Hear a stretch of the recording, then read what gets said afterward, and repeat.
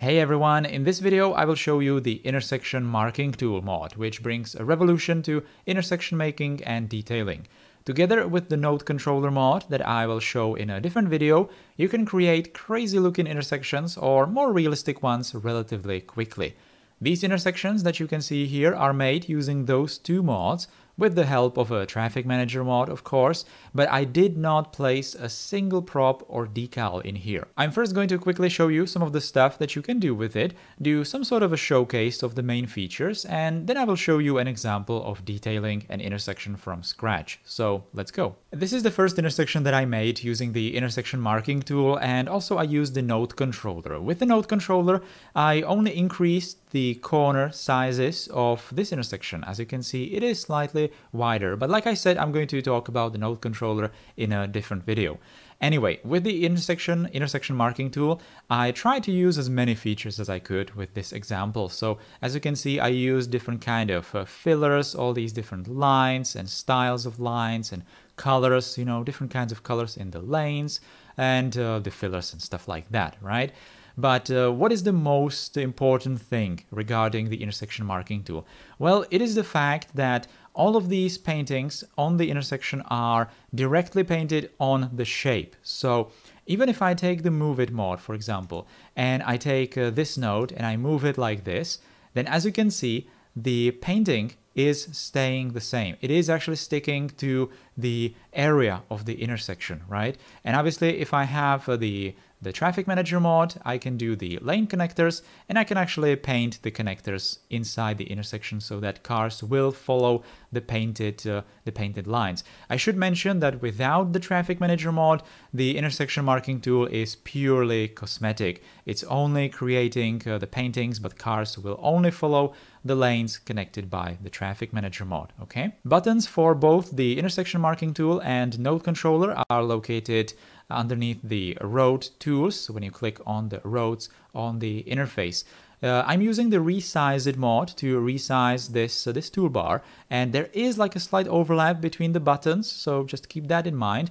The authors suggest that you should not be using the advanced toolbar mod. Apparently there's going to be like a more significant overlap between the buttons, but as you can see with the resize it, it's fine. Anyway, I'm going to click the intersection marking tool. I'm going to click the intersection node like this, and I'm going to be greeted with this new window with all these new features.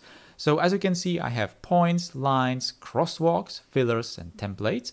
The points, those are the starting points for basically for the edge of the intersection where all these lines are originating from. I have them in this list. If I hover over it on this list, then they are going to be highlighted on the actual intersection. The same applies for the lines. Again, I have all this list of the lines that I had to create. And if I hover over them, then they are going to be highlighted. I don't have any crosswalks in here, but I do have some fillers, as you can see, with some different colors that I can define, different styles. And as you can see, again, I can change all of these different parameters. I can change the colors. I can even put the colors, I can type them in like this. So that's very, very handy. So to do some kind of a starting guide on how to use the intersection marking tool, I created this very simple intersection with just 3 of these random roads connecting together. I already treated the intersection with the node controller mod. I am sorry that I'm not really showing the node controller mod too much, but I really decided to keep that for a separate video. But as you can see, this intersection already has the corners much smoother, and the area of the intersection is much wider. So that is something that you can do with the node controller. But like I said, we're not really going to focus on that. We are just going to do the intersection marking tool today. Now I'm going to go for the intersection marking tool. I'm going to click the node and I'm going to start. So let's explain it, from the first features. So points. Now, what are the points? The points are basically the edges of lanes. So each road has a lane. So for example, it has the parking lane over here. So that's going to be, one line on the side of it and the second one. Then it's going to have the middle point between these 2 lanes on the road again. So that's the edges of these 2 lanes. then it's going to be the end of this, and symmetrically on the opposite side. As you can see, for example, this node right here, or this point right here, is not exactly aligned with the texture on the road, and I can easily change that by just holding Control and moving this point where I want it to, okay? And this is going to be the start, the origin point for all of these lines inside the intersection. So it's kind of important to have it aligned properly. Now, as you can see, the mod tells you pretty much every single thing that you need to do. So right now, right underneath the mouse cursor, I have the bubble that tells me all these things that I can do. So I can do Control to move the point, Alt to create fillers, and Shift for crosswalks. So let's actually do the crosswalks, because why not? I'm going to hold Shift, and again, I'm greeted with these points where I can either start or end the crosswalk. So we want to do the crosswalk over the entire width of the road, so let's do this. Now, it's going to create like a, basic shape of the crosswalk, but I can change the style. Let's, for example, do like a double zebra or something. I can change the width of it, offsets before and after, the start and end. All these kinds of things that you can obviously play with. Colors, let's make it like bright red or something, doesn't really matter. You can copy this style, you can paste this style if you have it, and you can save it as a template. So for example, if I save it as a template for a crosswalk, then if I go over here and I create a crosswalk, then I can actually go into this button, apply template, new template, there we go. And the exact same style is going to be applied for the crosswalk. But I kind of want to destroy the crosswalks right now because I want to show you the basic lines. So what I need to do is from this list in the crosswalk tab, I'm just going to click this X button and it's going to get them deleted. Now I'm going to do the lines now. So what do I want to have? So for example, I want to have this lane right here only connect to this small road. So for example, I'm going to go from this road and I'm going to go like this. Then I want to go, for example, with this one like that, and this one like this, something like that. And this one maybe in here, in here and in here. So that's a very, very simple and rough shape of the lines inside the intersection, right? Now I want to change the styles of the lines, but also I want to start thinking about where I don't want to have certain lines because they are obviously crossing each other, and somewhere I want to have, I don't know, for example, over here I might want to have like a solid line, but over here in this I want to keep the dashed line. So how exactly I'm going to do that? Now this might be slightly difficult to understand at first. It took me a while to wrap my head around it, but it's kind of simple if you just fiddle with some of these detailings for a while. So what I'm doing with these connections is I'm basically creating the paths for some of these lines that are visible. So for example, for these dashed lines.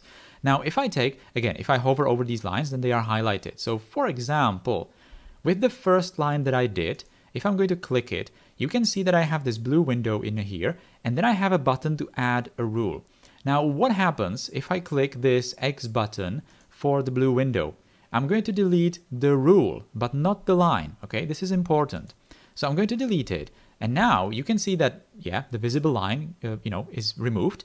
It's not there, but in this list, it's still there. And if I hover over it, it's going to be highlighted, but there is nothing visible in there, right? That's because I only defined the basic general direction for the line, okay? But I need to add a rule, which is going to be the actual visible painting on the intersection. And this is very important because defining all these lines is also going to define the intersections between them, okay? So for example, right now I have this line and it's crossing these other two, okay? So that's where the intersection was defined. And now if I click add rule, I can actually use these intersecting points, as you can see right here, to define where that line is going to be painted and how, okay? So for example, I want to click this point, and it's only going to be painted between them. And in here, I, for example, want to have a solid line, okay? Because, I don't want cars crossing this line, for example. Now I'm going to add another rule. and I'm going to paint it between this one and just this one, you know, just tiny line, short one. And I think I want to have it dashed, but I want to have the space between the dashes kind of short. So I'm going to decrease that. I'm also going to decrease the dash length. I'm kind of going to almost create like a dots instead of dashes, right? So I'm going to just increase the size between them, or decrease between them, and just do something like that. Okay, I can easily do that. I can easily play with these kinds of rules. And again, I can, for example, save it as a template, or I can just copy it. So let's copy it. And I'm going to add another rule, and I'm going to, for example, do these 2 points in here, and I'm going to click paste, and it's going to be the same, okay? But I don't want to actually have that in here, so I'm going to just click it into solid, okay? So this is probably the most critical thing to understand about the intersection marking tool is, you know, the functionality of the lines and the rules. But if you understand this, and you can kind of see that it's not that difficult, then, you know, everything is going to be much clearer. One more thing that's important to understand here is that crosswalks also define intersecting points between the lines, okay? So if I, for example, go in here and create the crosswalk again, and let's, for example, use the template that we saved before. So now you can see that these lines are going into the crosswalk, right? But that's not exactly what I want. By the way, there is also this little corner over here, but I'm going to deal with that later. Now, what exactly I need to do here? So this line, this first rule on this line, that's this one. Again, if I hover over the blue window only, then it's going to highlight this segment only. And I have the from and to buttons in here.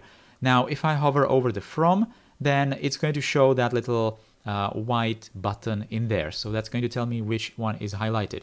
If I'm going to click on it, then it's actually going to allow me to point it to this node right here, right on the edge of the crosswalk. So the edge of the crosswalk created a new intersecting point, which allows me to shorten this line. So it's going to appear like this. That's, you know, much better looking, obviously.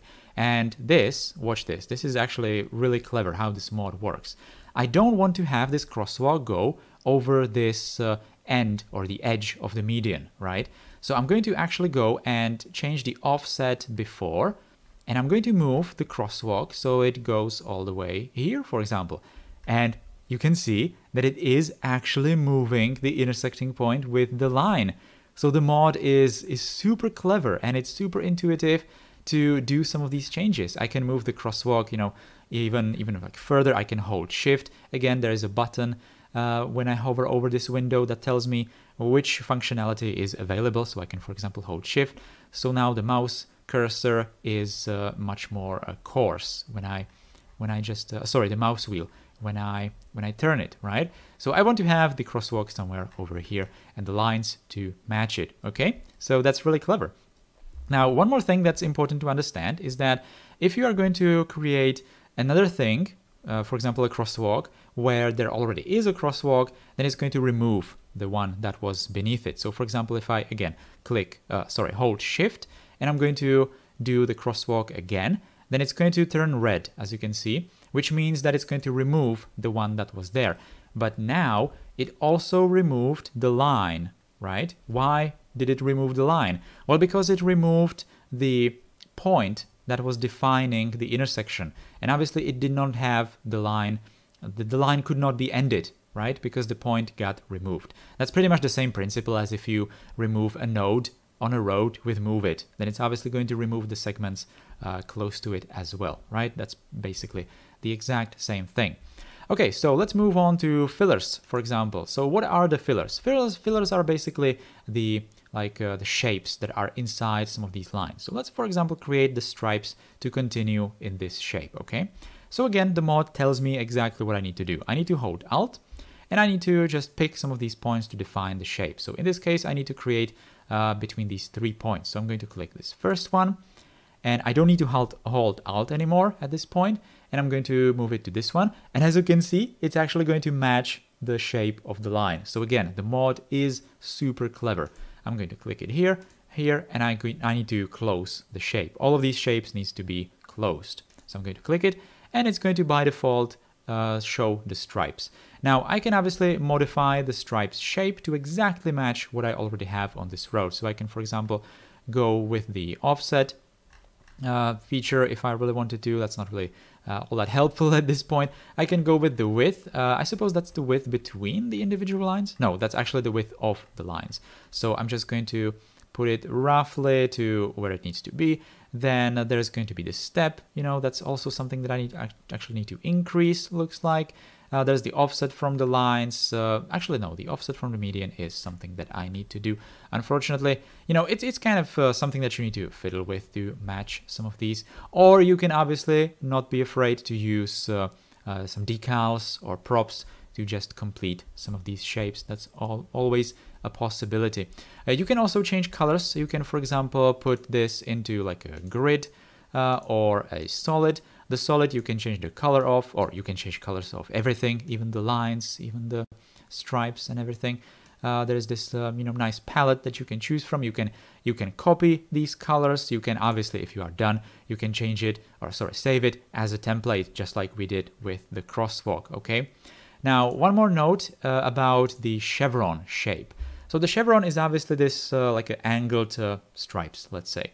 Now, unfortunately, and again, I'm not sure if this is going to be added or not into the mod, but right now there is no function to rotate the chevron by certain set amount, of degrees. So the only thing you can do is turn it.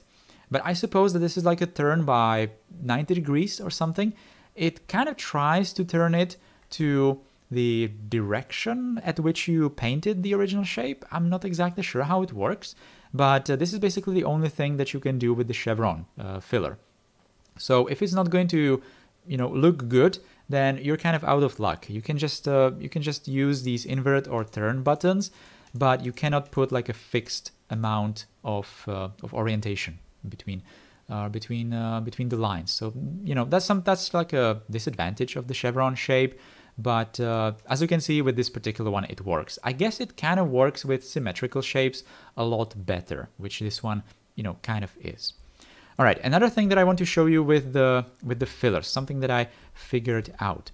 So let's say that I, for example, want to fill the edge of the road in here. So for example, this little stripe over here, I want to fill it with, I don't know, a solid color. So what I would do is I would go to fillers, again, hold Alt, and I would go like this, and maybe back in here. But as you can see, it's going to paint over the sidewalk like this. And that's not exactly what I want. This is actually a bad example because the highway doesn't have like a node on the side here. So I'm actually going to show you with this road, with the road that has the sidewalk, because the sidewalk edge is another node. So if I'm going to do, for example, this shape like this, I know it's not exactly the kind of one that I wanted to do, but it doesn't really matter. The point is that I'm just going to show you what I mean. So it's going to paint it even on the grass, and that's obviously not what you want on the sidewalk as well. So what you need to do with these kinds of edges of the intersection is you need to define the line on the side of the sidewalk as well. Okay.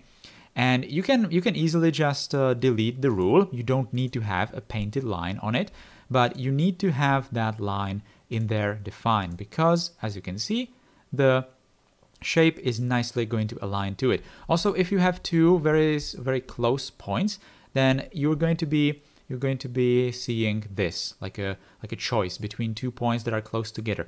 In this particular case, there is only 1 point, but for some reason the game kind of thinks that there are 2. I'm not sure really what it means, but I guess I can choose either one of those 2. And as you can see, the shape is now nicely following the sidewalk, even when I do these kinds of changes with Move It, for example, right?